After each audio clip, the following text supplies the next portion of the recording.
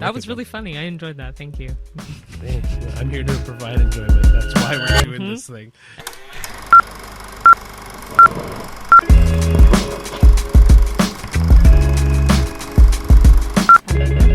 Hello. Welcome back to the 10th episode of the A-List Admission. I know. It's been 9 weeks of us doing this. I know. And the last time we were going to keep counting these damn episodes. Yeah, because it's a lot. I mean, after... Well, it's not a lot. It's more like we'll be counting like half birthdays. Be like, oh, this is the 30th episode of the... 30th and a half. No, oh, even better. No. I don't think we'll ever have like a half episode unless... Oh, maybe we'll do a Patreon one day. Ooh, yeah, we'll see how it goes. Yeah, we'll see. But, yeah, we've had quite a good week or a busy week. Yeah, today's a weird day because normally we record on a Saturday and today's a Friday. Mm-hmm. And so, me and Shane are both battling like headaches. Yeah, so if I'm like twitching extra, it just, been a rough one with the weather change in Ontario. Yeah, and then on top of that, like on top of the headaches and Cheyenne twitching, it's so we've both been working today, and so it's a little bit of a more chill kind of vibe today with both of us, but Which that's I'm okay. It's like lo-fi. But yeah, so you guys would have just seen us, or you guys, the last episode was the Pixar episode, so we haven't actually recorded an episode in like 2 weeks. Yeah, it's been interesting. I mean, we had the Saturday off last Saturday, so that was good. Caught up on some stuff. So yeah. But I kind of like the Friday night vibe. It is a lot more chill and like relaxed to me. So. But so the one thing that we have to say is like the movies that we're reviewing would have started from the 21st of February, right? Mm-hmm. Yeah. So. Essentially, because 21st was the Friday. Cineplex does do pre-release on Thursdays for some stuff. Right, so we would have seen it on the 20th. But yeah, so we're reviewing the movies of the week of the 21st being the Friday, the 28th being today, this Friday, or the last Friday for you guys. And then we also have some fan flicks for you guys this week. Yeah, we have 5 movies to cover. All together, yeah. Yeah, that'll be the bulk of our episode, I think, anyway. For sure. And then we have a little bit at the end. Yeah, which I'm excited for, actually. Yeah, I'm really excited for it, too, actually. Yeah. I didn't think I was going to be excited for it, but yeah, I definitely am. So, those 5 movies include... The Monkey. Last Breath. Trilogy of Terror. Operation Fortune, Ruse de Guerre. I am not going to say that right ever, but it's fine. Fucking French. And the last one. Oh, Star Wars, Episode 4, A New Hope. Sorry. I was almost waiting for me to do this? No, truthfully, I almost said The New Hope, and I'm like, that's wrong. You have a big thing with articles. And the. Anyway, so Star Wars, Episode 4, A New Hope. Yeah, Star Wars being the weird one, because no one actually suggested Star Wars, but... We suggested it ourselves. Honestly, so Cheyenne has been... we've been watching Clone Wars, and anybody who's a Star Wars fan and has seen Clone Wars knows it is the best TV show to get a lot of like lore in and like really get into the Star Wars vibe. And I've seen it. Cheyenne hasn't seen it. And we're over halfway done, and I'm obsessed. I would rewatch it in a heartbeat. But it got us in the mood to watch A New Hope or the whole series again. But we have to also watch Rebels afterwards. Which is more than fun. Oh, yeah. So we got tons of Star Wars to do. But we're not focusing on Star Wars. Like, that's just a little side tangent. Yeah. But yeah, so... Let's get to it. Oh, yeah. Do you want to do the first one? Yeah. Knowing my horror love. First one we did see was The Monkey. It's directed by Osgood Perkins, and if you know of him at all, or if you don't, he directed Longlegs. Really good movie. Like, a lot of people loved it. I wasn't the biggest fan of it, but I'm willing to give it another try. Longlegs in particular? Okay. I thought you were talking about this movie already. I haven't gotten to my rating yet, but we will. Anyway, it's based off of a short story written by Stephen King, and I'm a huge fan of Stephen King's books. For any fans, my favorite is 11/22/63. Excellent book. Oh, man, I'm like zoning out today. You're good. That's okay. I can keep talking all day. No, I thought you were mentioning your favorite like book series, and I'm like, I don't know that one. No, that's the title of the book. Yeah. Anyway, it was made into a TV show, like a miniseries. I didn't know that. Yeah. Cool. Anyway. It follows 2 twin brothers who find this like weird wind-up monkey in their dad's closet, or like their father's belongings because he's since passed, and like chaos ensues with this monkey. And like whenever he with wind up monkeys, they have the symbols. Whenever those symbols clash together, some weird like deaths end up happening, which is always interesting. Come to be expected in a lot of Stephen King movies. But yeah, it has Theo James in it. It has Elijah Wood. It has Tatiana Maslany. Those are like the main three. Theo being the main, I would say. Yeah, but anyway, he plays twins, which is really interesting. Oh, who? Theo James? Yeah. I didn't know it was the same kid. I actually thought it was two He's different fucked. kids. Are you No, I kidding me? genuinely thought it was two different kids. Okay. No. When he's older? When Theo James is adult? Oh, yeah. No, Why the fuck is Theo James playing a kid? I didn't know if Theo James was the kid or the adult. That was hella good CGI then. No. Well, I mean, there is some really good CGI. I believe it was two different boys who played the young version of Theo James. But Theo James, when he's older, plays both. Yes. No, I genuinely thought when you said Theo James played both, I thought you're like both kids. Oh, no. I'm like, holy cow. That would be really weird. Anyway, that was really funny. I enjoyed that. Thank you. Hey, I'm here to provide enjoyment. That's why we're doing this thing. Anyway, it does have a lot of dark humor that combines with the horror, which I appreciated the dark humor a lot because the horror wasn't that great. But well, I mean, and then so a little bit of like I guess a trigger warning for people who do want to watch this movie. It is very gory. Yeah. And when I mean gory, I mean like The Shining gory. No. The bloodbath in the elevator? That is nothing compared to this movie. Well, I have seen worse in a bunch, but Quentin Tarantino times 10. The reason why we say that is like a lot of explosions, a lot of guts, a lot of like that. So kind of gory idea. in the sense of a lot of flash. Yeah. Because like The Shining's The Shining's just a bloodbath, literal bloodbath. And like even the big scary scene where he's chopping through the door, like it doesn't lead to anything super gory. So then like Django Unchained times 10. Or Hateful Eight times remember 10. I don't even remember how much gore is in Django. There's a lot. I just remember a lot of blood. There's a lot. Like the cutting up and like chopping stuff and flesh and all that. Anyway. Okay, cool. There's a lot in Quentin's movies in general. Well, yeah, that I So knew, let's say that times 10. Fair. But there is a lot. There is just a lot. Trigger warning if, like Ricky said, if you're not a fan of gore or blood in horror, I wouldn't really recommend this movie. There's a lot of red theme as well, I find peppered. You'll see that in the trailer anyway. But I do find it deals with a lot of generational trauma themes, deals with a lot of fate. Just in general. Yeah. It was definitely an interesting movie. I thought it was fairly short. I think it was about an hour and a half, hour 40. All the movies we've been watching recently have been like about around an hour and except a half. for Star Wars. And Captain America. Right. Captain America was around... Oh, no, it wasn't. It was like an hour 40. Yeah, it was never mind. under 2 hours. But anyway, yeah, it's a decent enough movie. I did feel like for being an hour and 40, I thought it felt way too long in parts. And decent enough movie, I'm not a huge fan of it. But I won't finish my final review until you get your word in. Thank you. You're welcome. My review of The Monkey was, I think there was a lot of, like, the death scenes in that movie I think were really cool. Like, I think the movie did a good job at keeping you kind of suspensed into how people were going to die. Mm-hmm. I'm trying to also be very careful with my words because I don't want to spoil anything, right? Yeah. But, like, I mean, the movie's a horror movie. There are going to be deaths in it. It's just... A lot of it is kind of spoiled in this trailer. Like, obviously we had this whole spiel with trailers. At least a couple of the big scenes I felt I've seen bits of in the trailers. Okay, so then truthfully, I haven't seen the trailers that Cheyenne's talking about because I don't. But I also don't really remember much of the trailers for this movie. But I will say, like, yeah, this movie is just very, like, it's horror, but it's like almost like a more gore horror than it is like a, yeah. Yeah, I would say it's more gore horror than it is like scary horror. What, gore horror? Gorer. You're just gonna have fun with gore, eh?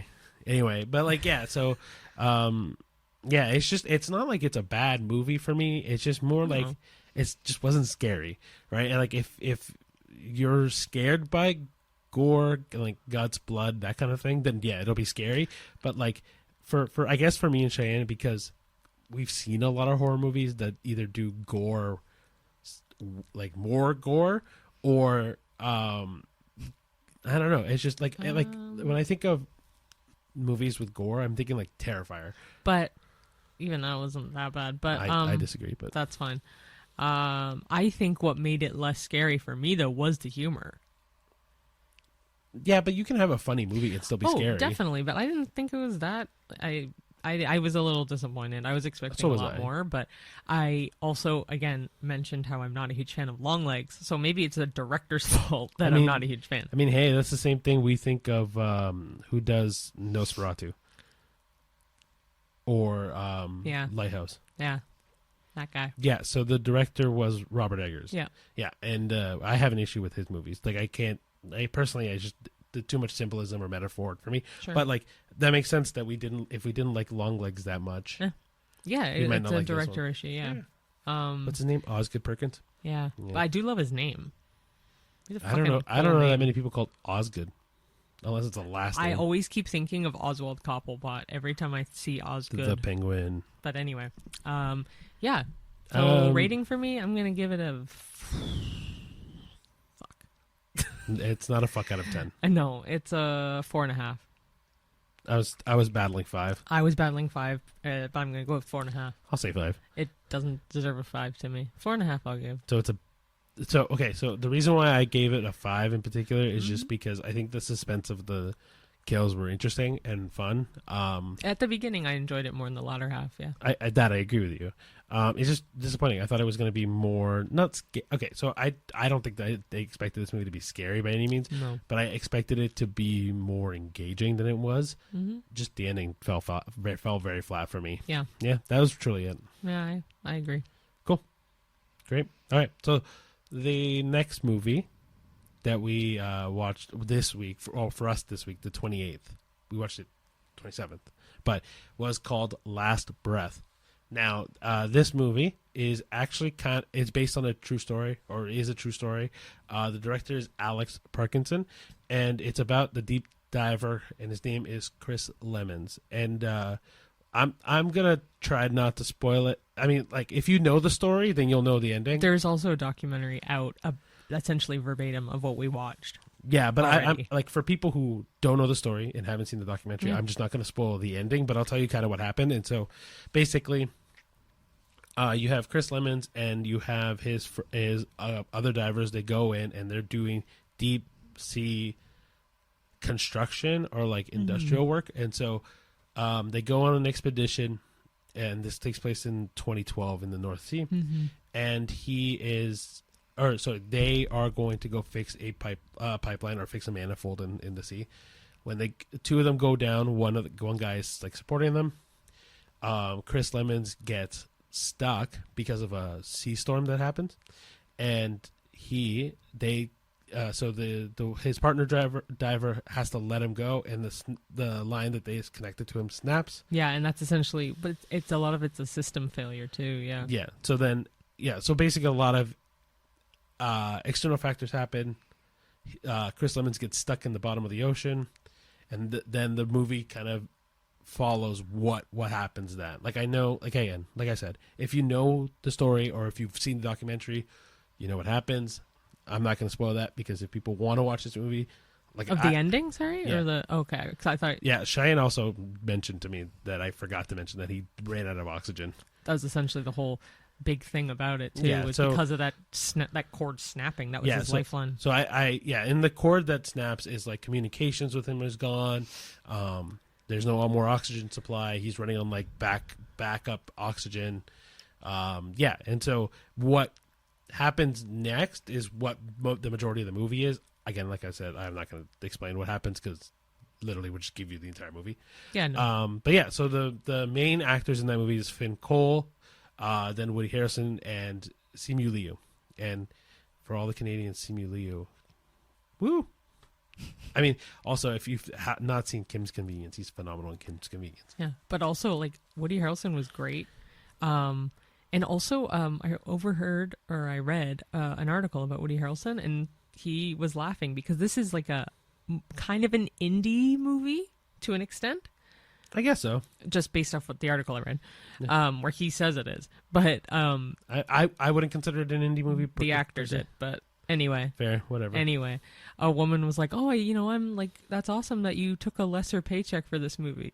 And he's like, "What do you mean?" He's like, "I do movies like this. Like, what are you talking about?" Like anyway, I just thought that was a really odd thing for someone to say. But Finn Cole, I thought was fantastic. Yeah, I've never heard of him. So quickly going to my review for it would be like, so I think everyone acted their butts off. I think they did a really good job. Like, so Simu Liu at the very beginning is very like stone cold, and like I was worried that was going to come off as very one note, and so I was like, oh man, he's better. He like hopefully there's more like emotion later on, and then he again dials it up. Like the movie does a very good job with all the acting. Like there's one guy that the manager, I can't remember his name off the top of my head, but he is the guy that operates all the divers. He does a phenomenal job at like exuding so much emotion. Oh, Craig, thank you. That's the character's name. Actually, no, wait, his real name is Craig too.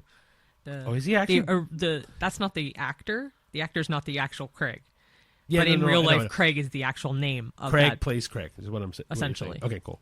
But yeah, Craig, the manager, he's literally in a chair talking to a screen for the majority of the movie, and he does a phenomenal job.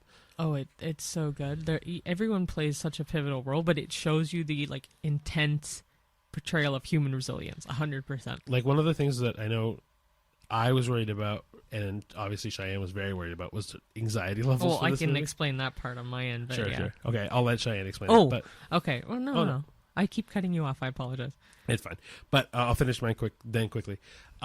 Truthfully, I didn't know the story. I thought once we watched it, the story was phenomenal. I thought it was great. I like, and because I have a science brain, obviously with my bachelor's degree, it like this movie still kind of like shakes me. I'm like, holy cow! How did this happen? Like, this is it to me. It's just crazy. But yeah, I honestly really, really did like this movie, and from what I'm hearing, it's a very like a lot of people are taking it very positively.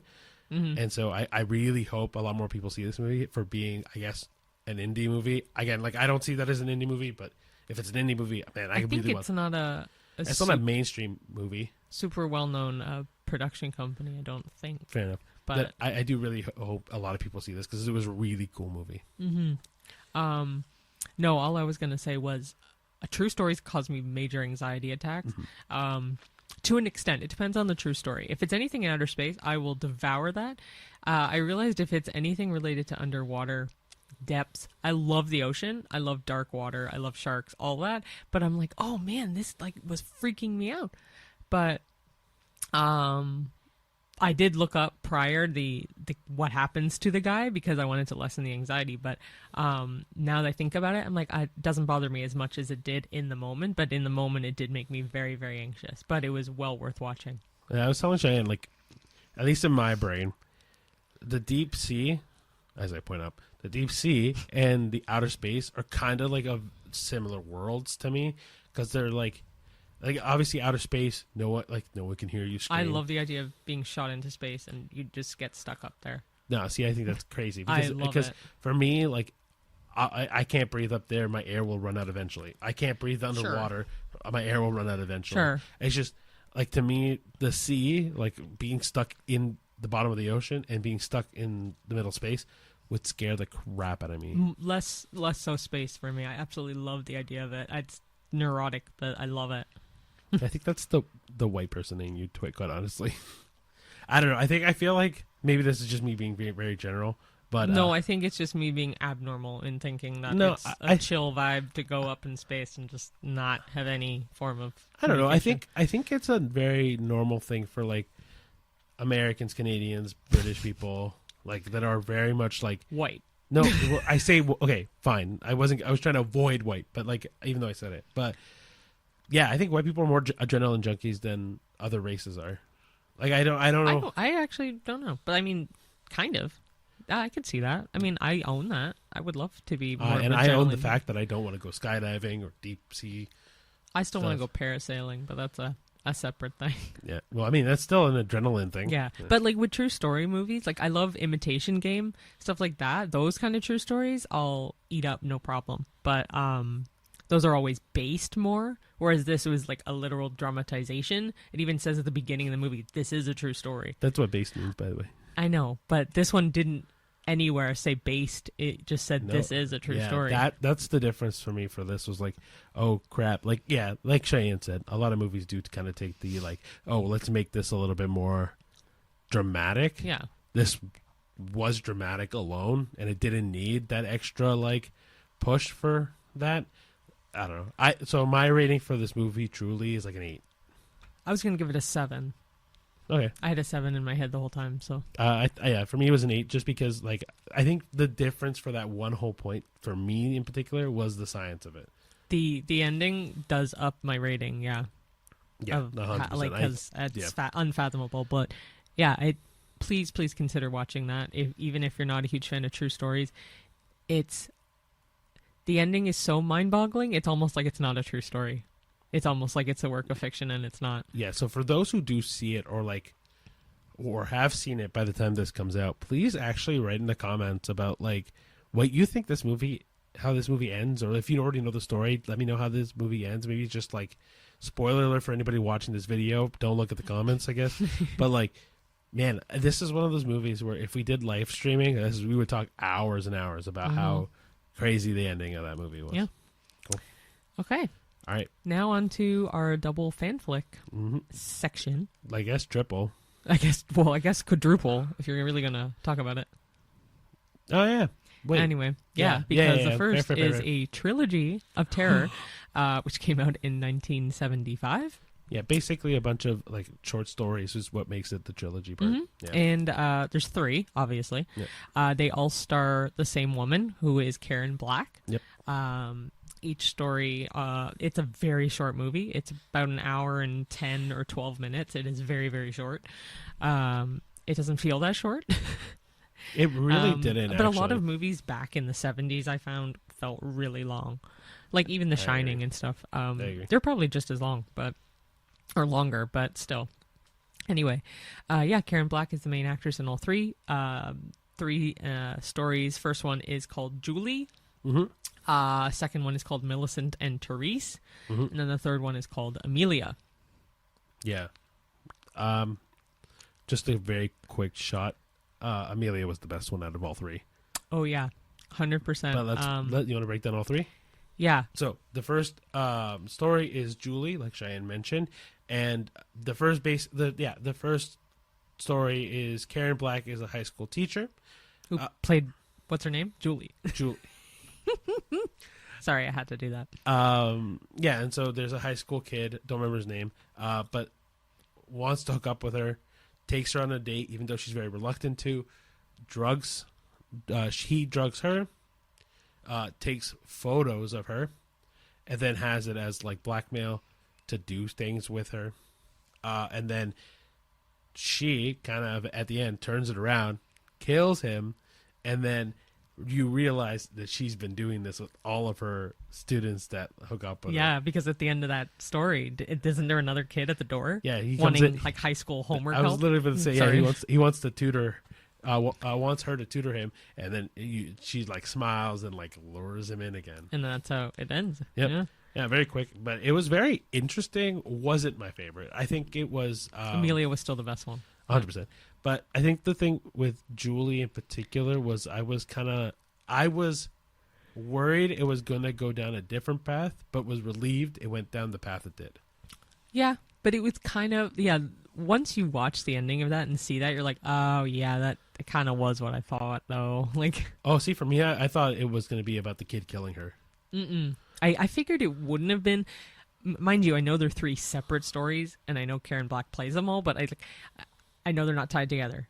But I was like, there's no way they would kill off her. I don't know. That is just in my head. So then my brain wasn't gelling with Cheyenne's. I truly was like, oh, he's going to kill her. And I thought it was 3 stories of how she dies. Yeah. That's why. No. That was kind of my thought process. But, I thought she was going to die. She didn't. She killed him. No. And so I thought, I don't know, not my favorite out of the 3. I think if I was to rate this one, it'd be like a 5. Oh, we're rating each one? Okay. If we did it that way. Okay, a 3. Cool. You okay, perfect. Shoot your shoot review. my shot? your review. In Julie? Yeah. Everything what you just said I agree with, other than the fact that I said the ending. Conan was like, I was a little disappointed, which is why I give it a 3. Fair. Okay. But I'll give my overall rating. So Cool. Okay, you want to do story 2? Okay. So the second story is Millicent and Therese. So the story goes, Millicent is a kind of like very put together woman. Like she's very like, but almost like churchy. I find. Posh. Yeah, That's what I always say. very It's like quote stern. unquote innocent. Like kind of like that kind of vibe where she's very like a woman of God. Like where she wouldn't do anything. Like kind of idea. Oh, I was gonna say chastised. Kind of like that's kind She's of the virginal. vibe. She's giving virginal. Yeah, and then she calls her therapist, complains about Therese, and then then the therapist comes in, meets Therese, and Therese is very like flamboyant, not flamboyant, rebel, like rebellious, but also very like flirtatious and very like sexualized. exactly. Yeah. So she's like wants to Opposite. sleep with the therapist, and the therapist's like, I don't want to deal with any of this. And Very much opposite of each other. exactly For sisters. But Millicent complains about Therese all the time. Yeah. And so, especially to the therapist, and then Therese kicks out the therapist. Yeah, whatever. Basically, the ending of that movie is that Millicent kills Therese, right? Or is it the other way around?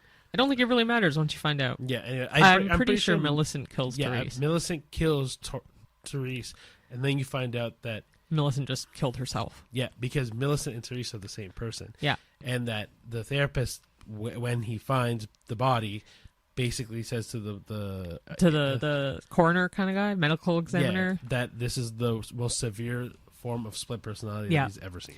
which this one I gave me vibes of Psycho. Not exactly the same, but more how Anthony Perkins in Psycho, like how he had his mom there and she was dead the whole time. Yeah. Like it gave me the same vibe, same kind of era. Oh no, not same kind of era. Way later, but this gave me the same vibe. I'll give you that. I would give this a 4 out of the.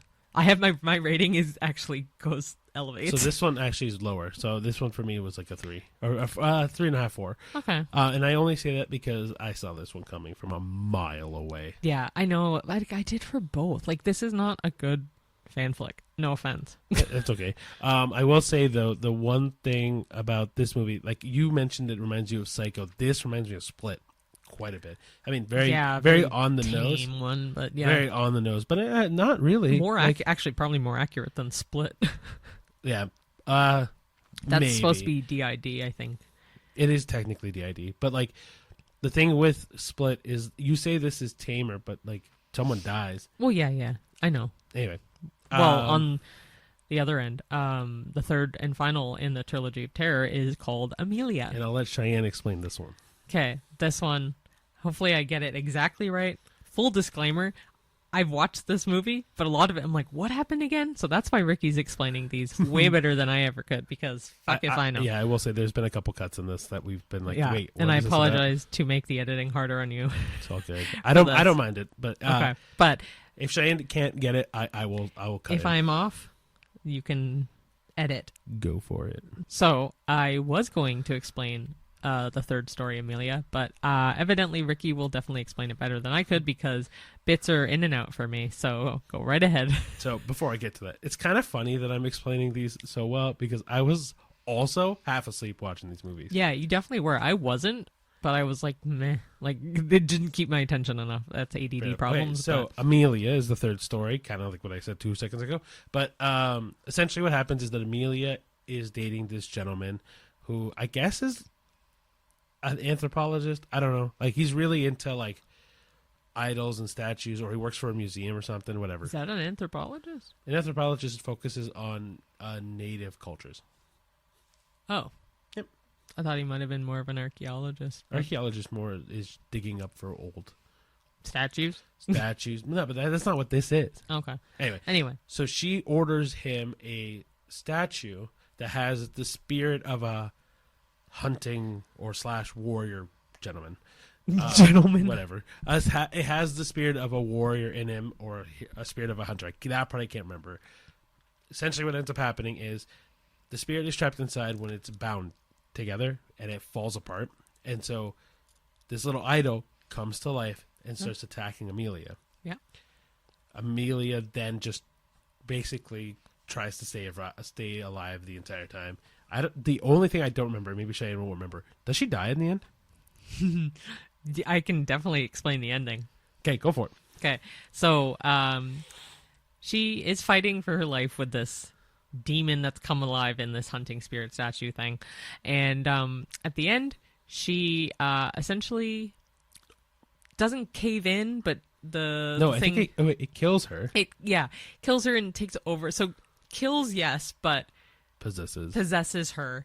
And she then calls her mom saying like, hey mom, like come on over, I'll show like, for dinner or whatever. And she turns around and smiles at the camera, and she has these really razor sharp teeth that mimic the statue. And that I will say was the freakiest thing out of the whole movie. Like all 100%. Three was that last scene where she's smiling. And it's funny because I was talking about this movie to my parents, and my dad did say, he's like, oh, that scene with the teeth. And I'm like, I love that because they're not horror fans in the slightest. But that movie was something they took from that they even saw it, but was the teeth, because that is freaky. I will say this one because and then we both found it very quickly. It gave us a lot of like Chucky vibes / Child Play vibe. So it's funny, that you say that, because Child's Play came out. So this came out in 1975. Child's Play came out in 1988, and it's actually inspired by Trilogy of Terror and Twilight Zone as well. But the fact that Child's Play is inspired by this, I definitely see why. 100%. Like this, look. So obviously we've seen Child's Play before we saw this movie. Yeah. And so all of that I thought of was, oh, this just reminds me of Chucky. Yeah. The entire time. And so, I mean, this one I'd give a 5, the Amelia. Oh, I was going to give it a 6 because I actually like really enjoyed this one.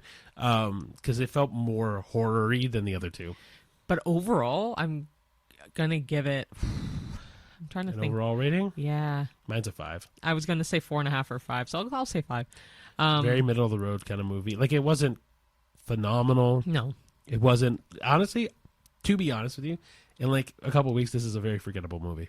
Yep. And ironically, apparently it wasn't for Rotten Tomatoes. They got a 92%. Which is insane. For a TV movie, too. It wasn't even theatrically released.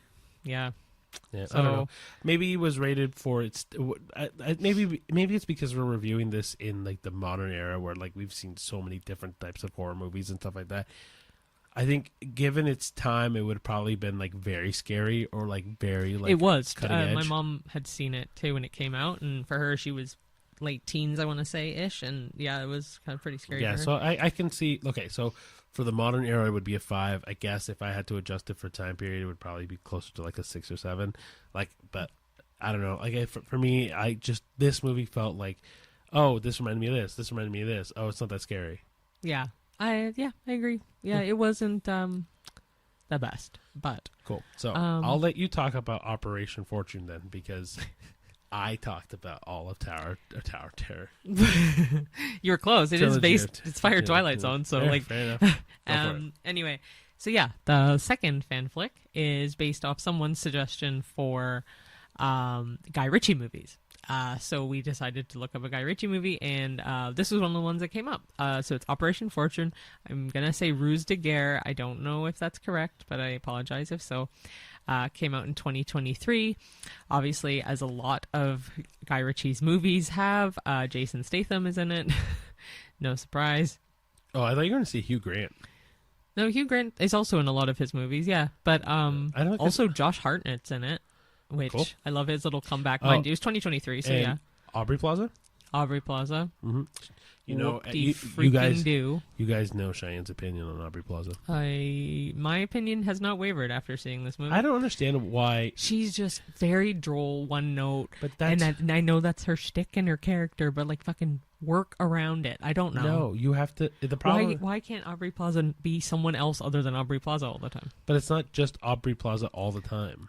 I see Aubrey Plaza in everything she does. Whereas like Tom Hanks, for example, I see Walt Disney. I see Like, you know what I mean? Like, I see Captain Phillips. Yeah, I guess so. But some people are character actors. Like that's how they. She's just okay. That's just my opinion. She's a little too one note. I'm not bashing your opinion. I'm just saying.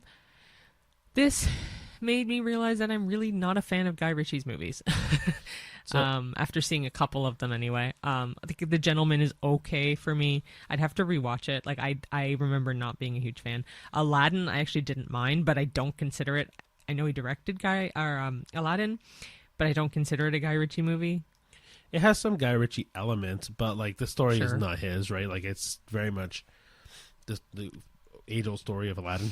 Yeah, a lot of his movies I'm just kind of meh. They're all I could live without watching them really. It's actiony, it's fun, but it gave me vibes of 10 other Guy Ritchie movies. So fair. The one movie that we wanted to watch as well, but we didn't watch it this week, was Rock and Rolla. Yeah, which I have heard from a couple of people and a close friend of ours too, that it's a really good movie, and it's like all made with music or no words or something like that. Like there's something about it. We'll do more research on it. One day we'll watch it, but like, yeah, to kind of piggyback on what Cheyenne said, Operation Fortune was not like revolutionary by any means. Like the one thing I would say is I think The Gentleman is better than Operation Fortune, but again, like that's not saying I think the acting in this was really good. Like Jason Statham does it, like again, kind of like Aubrey Plaza. Actually, Jason Statham is the same in everything he's in, but I love whatever he's in every time. Yeah. What else? Yeah, Aubrey Plaza. I really like Aubrey Plaza a lot. Yeah, I'm trying to think. Josh Hartnett is his first name. Good for him that he's making his comeback. I don't know if this was a part of his comeback. I don't know, but it was only 2 years ago. Was this 2023? Oh, I didn't know that actually. Yeah, and Trap was last year, so like he's making. Yeah, he's definitely making a comeback. I don't know. I like Josh Hartnett, but Hugh Grant I think is the one character in this that really steals the show. Mm-hmm. Like Hugh Grant. Anytime he's in, he has so much persona and so much like drive. But I also know that there's like a lot of people that aren't a fan of him based on how he acts. But I also like the fact that he got out of his typecast of rom-coms. I disagree. He's still the same kind of actor. No, but like he's playing other roles other than love struck whatever. Like, okay, so he's not typecasted in the same kind of movies, but this movie has a lot of people that act similar in every single movie they are in. Jason Statham does that too. Right? Oh yeah, right. But I don't mind him. But he's the exact same every time, right? Aubrey Plaza, same thing, and then Hugh Grant. Unfortunately, I'll admit that he's the exception to this rule because he does do a lot of things that are different. Yep. But at the same time, he's very charismatically British, I guess would be the best way to say it. But like even in Paddington, when he's in Paddington 2, like he's still Hugh Grant. Like it doesn't change that much. Yeah, true. Right? Yeah, that one. I think I'm just going to give it a 5. It's not memorable. I actually thought you were going to give it a lower rating. I'm being kind. You know what? Maybe I'll agree with you on 5 because it's not the worst spy movie we've seen, but it's nowhere near the best. And it's like I think it's very truly middle of the road. Like again, The Gentleman to me is better. Like I would give The Gentleman like a 6 more, mind you. That's not my official rating. I want to watch it again before I give it a rating. Yeah. But yeah. Okay. Cool. So then, last but not least, we have Star Wars Episode 4: A New Hope. Yep. Came out in 1977. See, this is the movie I was waiting to review because I really, really, really love Star Wars. So, if you've been living under a rock, Star Wars is a very famous franchise by George Lucas. And if you really don't understand Star Wars, Episode 4 is technically the first movie that was released. Mm-hmm. They were released in Episode 4, 5, 6, and then 1, 2, 3. And then 7, 8, 9. And then 7, 8, 9. But that was in like the revamped Star Wars, like Disney bought them out. Oh, the 7, 8, 9 ones, yeah. Okay. Yeah, but yeah. The reason why it goes 4, 5, 6 is because when they originally did Star Wars, they didn't plan on doing prequels. They didn't plan on doing sequels. So it was truly just Star Wars, A New Hope, Star Wars, Empire Strikes Back, Star Wars, Return of the Jedi. Yeah, those three. And then when they did prequels, they're like, oh crap, we should number them so people follow along properly. Yeah, see, I didn't know that episode 4 wasn't called episode 4 at first. Yeah. But, I mean, it makes total sense now. Yeah. But So, so when they came out with the prequels, they had to number them, right? So Yep. 1, 2, 3, 4, 5, 6. Anyway, so you want to talk this first? Because I've again, Star Wars is... This is honestly going to be more of a you podcast in terms of the latter half of the movies. Because it's not like I don't love the movie and I think it's great. I just don't want to fuck up the story as better as you could probably explain it. Oh, you want me to give you like a brief synopsis of A New Hope? Yeah, essentially. Cool. So, A New Hope starts out with very quickly Darth Vader breaking into the Princess Leia's ship. Princess Leia gives the plans to the Death Star to R2-D2. R2-D2 brings it, escapes with it, trying to bring it to Obi-Wan Kenobi, or in this movie, it starts off with Ben Kenobi. And then C-3PO, R2-D2 get caught by Jawas. Luke Skywalker and his uncle Owen go and shop for new droids. They pick up R2-D2 and C-3PO. They run away. Luke goes to get them. Sand Raiders? I think that's Sand Raiders. I could be wrong. Yeah, that sounds right. Attack him. Obi-Wan saves him. Obi-Wan explains what about, like, very briefly, but never specifies that about his father. They go. Sorry, I'm like blanking quickly. Anyway, so Obi-Wan and Luke and all them they go back to the main town. They killed Owen and his family. They go back to the main container to find the killers. Meet up with Han Solo and Chewbacca. They go off into space. They get caught by the Death Star. They have a plan to save Leia, because she's also been caught by Darth Vader, and Obi-Wan is going to help them get out by disabling the tractor beam. Darth Vader kills Obi-Wan. They get out of the ship. They go to the Resistance, or the Rebellion homeworld. Darth Vader and General Tarkin have a tracker onto the ship. They go and try to destroy the planet. The Rebellion goes and destroys the Death Star instead. Boom. So about that brief synopsis. But that's like... No, actually, I'll give you credit. That was actually... You got everything in a short amount of time. So good on you. Yeah, that was really a very quick synopsis. But again, that was being a very brief synopsis. If you have not seen Star Wars, do yourself the pleasure of watching it. Like, if you don't like sci-fi, though, don't watch it. Like, that's also legitimately fair. Don't watch it, because I know some people who do not like sci-fi and have never wanted to watch it because it is sci-fi, and it is pure sci-fi through and through. Yeah, it doesn't get much more sci-fi-y than this. Yeah, but it's for us, huge sci-fi nerds, we're obsessed with the series as a whole. But like, it's such a good movie. First one's amazing. Yeah, I will also say, like, Star Wars in a whole is, especially the first three, introduce a lot of what you get for a lot of twists in modern movies as well. So, like, I mean, I'm not gonna spoil it, but whatever. But like, well, it is a fan flick. There's nothing to spoil in. I already spoiled other than New Hope, but one random thing that the Wilhelm scream is in this movie as well. Oh yeah, I've been trying to introduce Shay into the Wilhelm scream for ages, and then this. Well, movie I knew of it. I just didn't. There weren't a lot of movies in my head that I'm like, oh yeah, the Wilhelm scream. But I think it was also like you couldn't pinpoint the Wilhelm scream. Yeah. So. But, like, yeah, so this movie has the introduction of the Wilhelm scream. Basically, quick summary, there's a specific scream in movies that gets recycled. It's also in TV shows as well. But the first one that I remember hearing was in and it's not the first one ever, though. No, I know it's not. I'm just saying. You said introduction to it, so I was like, the first one I've been introduced to was A New Hope. Okay. Yeah, that's all I was going to say. Yeah, see, I wouldn't have registered that was the Wilhelm scream at all, so I'm glad you clarified that when we watched it. 100%. But, no, I thought it was great. It's just so nostalgic, and like, it gives me vibes of going back to Walt Disney World. I haven't seen Galaxy's Edge.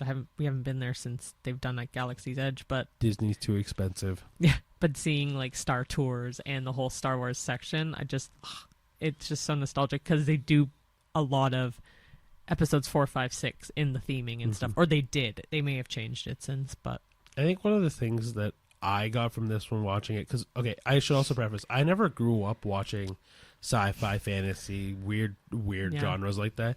My parents were just not into it, and so I wasn't exposed to it. I got exposed to it when I met a bunch of friends in middle school, and so they introduced me to this kind of world. When I watched it, one of the things that I grew to love from it is just the things that like it's little things that you want to do that you just can't do. So like, and Cheyenne will laugh at me because she knows that what I'm going to say in a second is there'll be times when I'm super lazy and I'll be sitting on the bed and I can't reach the remote and I just stick my hand out and go. So that was the funniest. The one time I remember doing that because it was so genuine. He just looks up and we were watching TV or something, and we had a table lamp, and the table lamp was on, so he wanted to turn it off. And I just remember it was just out of nowhere. Genuinely, you're like a whole Vulcan mind melt kind of vibe. No, that's the wrong sci-fi. I know it's the wrong sci-fi, but I'm just saying in general that vibe. You're like, or like Doctor Strange, you're like focusing on the thing to fucking turn it off. It was so cute. Yeah, no, it's funny because it's like every time I think about it, I'm like, man, I really wish I had the ability to use the Force. Or the webbing from Spider-Man too. Yeah, true. That'd but be cool. But no, but I'm saying in particular for this movie. Sorry, yes, the Force. I would love the Force. The Force would be with me. But I think this is also. I think it's. We should do. Sorry, I'm back sidetracking here. For May the 4th, we should do the Star Wars episode. Just saying. Yep. Anyway. Yep. Yeah, I don't know. Star Wars to me is kind of like this, like, fun idea. Like, there's so many things in it that I wish I could do. Like, I wish I could actually have a lightsaber. I wish I could use the Force. I wish I could have a droid. Yeah. I mean, if I could have R2-D2 all the, even his little screams are. Oh, amazing. I would use C-3PO all the time for his translator. All right, C-3PO to me is the super annoying one. He is annoying. I love R2-D2. But I mean, and in future ones, BB-8 also really cute. Oh yeah. But yeah, so like I don't know. I think Star Wars is really like when I got introduced to it, I thought it was like a brand new world that I was only really just scratching the surface of, and like that's kind of why Clone Wars is so cool, because then obviously once you get to the prequels, you'll get to learn so much more about this universe. And like, and again, we'll go into a huge deep dive on Star Wars maybe on May the 4th, but I would love to. Around May the 4th. But like truthfully, it's just Star Wars to me is such a fun story that like A New Hope just really kickstarts. Yeah, and for me, so my parents also not a fan of sci-fi, sort of. Star Wars definitely not a fan. Certain other ones like Alien, yeah, they liked. So it was like a weird, a mix, maybe like an astronaut-y outer space. But anyway, I think it was episode 1 or 2 that I got to see in theaters because I was very young, but my parents took me to see it. Halfway through, we left because they did not like it. And so I never got to fully see it in theaters. So I grew up not really watching it either. So I was like, I love sci-fi. I love the idea of space and what's out there, what's not out there. So I started watching all these sci-fis on my own time as well. And I was obsessed with Star Wars watching it. Like, it's just the idea of this universe. And so many things have backpedaled off of this series now. Yeah, like completely. TV shows, cartoon TV shows, like so much stuff. Yeah, you're looking at what the Mandalorian has spun from this, and then spin-off movies like Rogue One or Solo. Yeah, both not great, but okay, so that's what we're gonna contest. But anyway, well, that we'll save for a Star Wars episode because I am totally down with a May the 4th. I don't actually know what day May the 4th is. It doesn't matter. But well, the episode following May the 4th. Sure. If it's following or if it lands on May the 4th, we will talk about it. Sure. Yeah. Cool. So, rating. 9. 9. What, is that too high? Your rating. I can't tell you yes or no. I don't know. What do you feel? 9. I'll go 9. Then 9. A New Hope is a 7 for me. The fuck? There's so many better ones. Oh, are we talking your rating out of all the Star Wars movies? I was just giving it a rating period.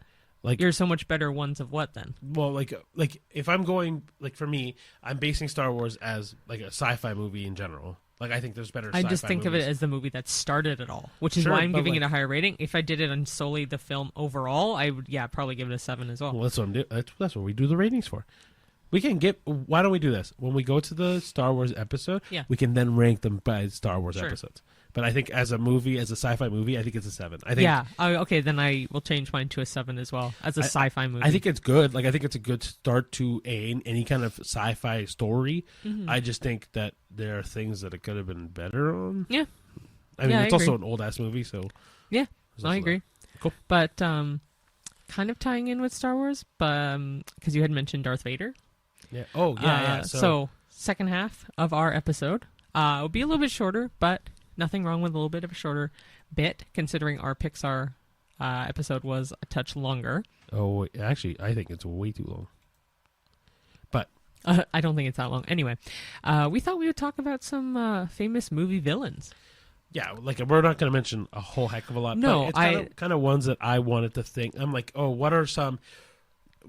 Honestly, I'm not even gonna like I very quickly clear and open to everyone. I went on ChatGPT and looked up classic movie villains. We have a list. That I'm not even going off the list. There was 2 that I thought of right away. Cool. No, but prior I to was this just gonna list, so- I was just gonna say I'm gonna look at this list and I'm gonna as we go through villains, I'm just gonna mention a couple that I like. I'm not mentioning all of them.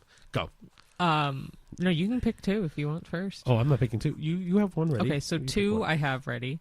Pick. Tell me one, and I'll pick. I'll Okay, do one this after. one I can't really say in a movie quite yet, like at least a more modern version, but I love Doctor Doom. Oh, a lot of it- That's a good choice. I truthfully. love Doctor Doom, more so because if you know my love of Universal Studios, you would know that there is a ride in the Marvel superhero island at Islands of Adventure called Doctor Doom's Fearfall. It's just one of those drop towers where you go all the way up with like a row of 5 or 6 of you, and then you just drop without knowing. But it's the theming. Like how they talk about Latveria, and it has he has his Doom bots in there, and it looks like his lair and stuff. Just the vibe is really dark and creepy, and I just love the look of Doctor Doom.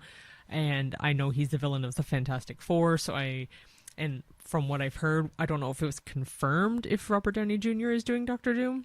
Oh yeah, he's doing Doctor Doom. This is where I'm really fucking irritated because he's Iron Man. Just So- get someone okay, so- else. There's 50 So other people. Keep in mind, right? Like from what we know as of February 28th, 2025, when the movie comes out next year, Doctor Doom is being portrayed as Robert Downey Jr. But that doesn't mean that he's not. He's going to be the main timeline Doctor Doom. Yeah, if they somehow can tie Iron Man somehow into this Doctor Doom in the timeline, I mean, they can make him like an evil Iron Man variant from another universe. which I'm so down for. If that's the case, I apologize. If it's not the case, there's a bajillion other actors that could play Doctor Doom. I think that was kind of the point, right? Like, I think for me, this is shock value. I don't think Robert Downey Jr. being Doctor Doom is going to stick. I think it's going to be, if it sticks, it's going to stick for 2 movies, or I think what's going to end up happening is he's going to die right away, or like die as it goes on, and then you'll get a mainstay Doctor Doom casted as someone else. Whether that's going to be, I don't know. Like I've heard Coleman Domingo's been in talks with Marvel. I know For Doctor Doom? no in general, Oh. right? Like I know Henry Cavill's. I know who he would play because that'd be my next choice. Cool. My next villains. But Cool, you can cool. go Okay. with yours now. Coleman Domingo specifically. Go ahead with your villain. I'm just making sure that Go ahead. Okay, whatever. So we'll stay. I'm not gonna say in Marvel because I talk about Marvel way too much. So we'll switch to Lord Voldemort. I think is That's a good one. great choice personally. I think Voldemort. Mind you, I guess in the grand scheme of things, the book version of Lord Voldemort is way more intense than the movie version of Lord Voldemort. I actually haven't read the books. I just know bits and pieces of what I've heard. But the movie, I don't know. So talking specifically from the movie version, Lord Voldemort is just a fear.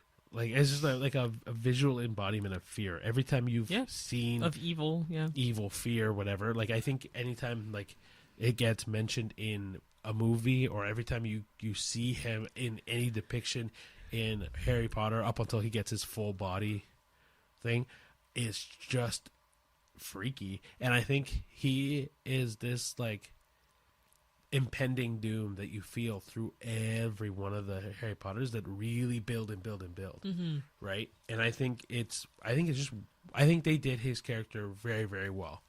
I'm they also got the best actor for it, I think. Oh, Ralph Fiennes is so... And or Fiennes, I'm curious to see what... I don't remember his name, but the guy who got casted as Voldemort...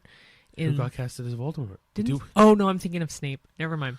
I'm talking about the HBO Harry Potter TV show. I don't actually know if anyone got casted as Voldemort yet. I was thinking of Snape. That's my bad. But we will say, they just casted Dumbledore. As John Lithgow, which he even said he was very surprised. John Lithgow as Dumbledore. Yeah. And you guys said they just casted Dumbledore, and you're like, as John Lithgow. And I'm like... No, but I meant... I know what you meant. I know what you meant. That's me being semantic. Anyway. But yeah, John Lithgow. Good choice.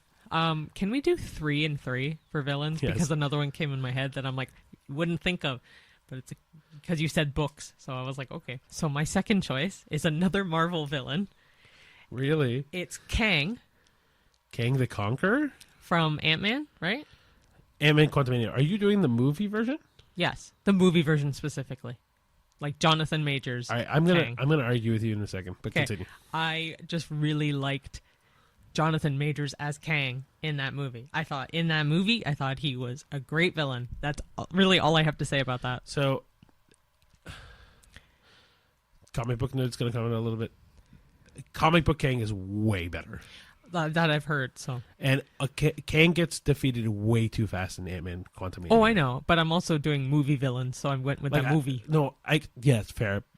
I think that the Quantumania version of Kang is way too weak. The fact that they killed him off in that movie alone is way too annoying. Mm-hmm. Yeah. Like, if we go Marvel villains for that movie in particular, I really wish Kang was stronger. I wish, actually, if they introduced him into an Ant-Man movie, they should have beat Ant-Man, and I also wish MODOK was better. That's my only point. That's fair. I just particularly, I remember Jonathan Majors' Kang when it was in that movie. I just remember really liking, because I don't like Ant-Man. I remember really liking Kang in it, but when you said Coleman Domingo, I'm like, oh, he could be a good fit for Kang. So they had to recast him. So funny. So the story quickly with Coleman Domingo, he actually got asked in an interview if he would want to take over as Kang. Sure. He said that he talked to Marvel and he told them he didn't want to be because he didn't feel comfortable taking over someone else's role. Okay, so I wonder what they would cast him as. Which is why I said, maybe he'll do Doctor Doom. Proper Doctor Doom. I could see that. Or maybe Henry Cavill. Just saying. No. You wouldn't want it, but I'm just saying, I'm just shooting out names. No? No, because isn't he the cannibal? Henry Cavill is not the cannibal. Fuck, what's his name? Armie Hammer. Yeah, which, again, I'm not claiming he is. That's just what's on the news everywhere, but apparently that has actually been put to rest, from what I've heard. Anyway, sorry, I always get them mixed up, though. But anyway. I'll do my second villain is Scar. I know it's on this list as well, but I actually really like Scar. I think not including Mufasa and the live action Lion King, and even though live action one is basically the same movie, we'll talk about animated ones. The Scar in the animated Lion King, I think Jeremy Irons knocks it out of the park. Oh, Jeremy Irons is fantastic. I think Jeremy Irons plays that character to perfection. His English accent works so well on this character. He is menacing. He's sarcastic. He's funny. He's menacing. He's also phenomenal singing voice. Also Jim Cummings. I also know you did a part of that. I was just about to say, didn't he have to fill a void or something? Yeah. Jeremy Irons lost his voice as he was singing that song. That's what it was. Yeah. But yeah, anyway, I think Scar is a phenomenal villain because you root against him every single moment, but at the same time, you like him. Yeah, for sure. That's a good choice. Yeah. Okay. What's your third? My third and final is the other mother from Coraline. Good choice. Specifically, because you had mentioned books earlier, is the book version by Neil Gaiman, or Gaiman. Anyway, the other mother in the book is fucking creepy as shit. She is messed up. And that book, the fact that it's a kid's book, I don't know how it was geared to kids. It is dark and disturbing. They dumbed it down so much for the movie. Absolutely love the movie. I have a Coraline tattoo. I am obsessed with Coraline. I just really think the other mother is a wicked, no pun intended, wickedly good villain. And in the book, she's incredibly evil.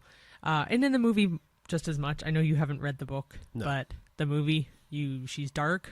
She, loves Coraline, wants her to be part of her world. So, just like sew some buttons on your eyes and you'll be one of my kids now. Like, she's just freaky and in the best way possible. I think it's great. Yeah, I completely agree with you. Sorry. Yeah, no. The other mother in this is freaky in the weirdest ways because, like, you at the beginning, especially because you kind of like her at the beginning, right? You really kind of root for her. You're like, ooh, Coraline has a better mother. Yeah, literally. But then it peels and it peels and it peels and it like literally really, though too. Well, literally in the movie, but like even in the book, I haven't read it, but like I can imagine like that peeling like of layer by layer of like this niceness that just disappears and like dissipates. There's not even really a lot of niceness in her in the books. No, like it's just a dark book, but I love it. Well, I mean, it's also Neil Gaiman. Yeah. He does dark series though. Considering he has a book called The Graveyard Book. Well, also he does The Sandman. Yeah, I know. Yeah. And then my final one I'm gonna do is I said I was gonna stay away from Marvel. I'm not. I thought of one that I really liked is the Green Goblin.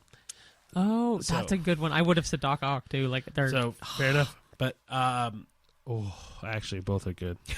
You can do a tie. I'll do a tie because especially in the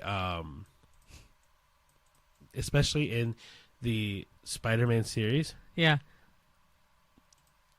Green Goblin, played by Willem Dafoe, is so iconically good. That smile, the wickedness, the like negativeness that gets exuded out.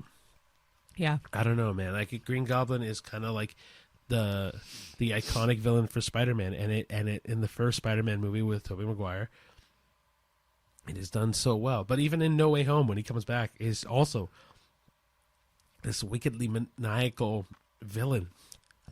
Yeah. It does a good job at like this sense of dread in both Tom Holland's character and in Tobey Maguire's character. It's just characters that you don't want, or that Green Goblin that you feel from at the beginning when things aren't going well, but you hate him at the end. Yeah.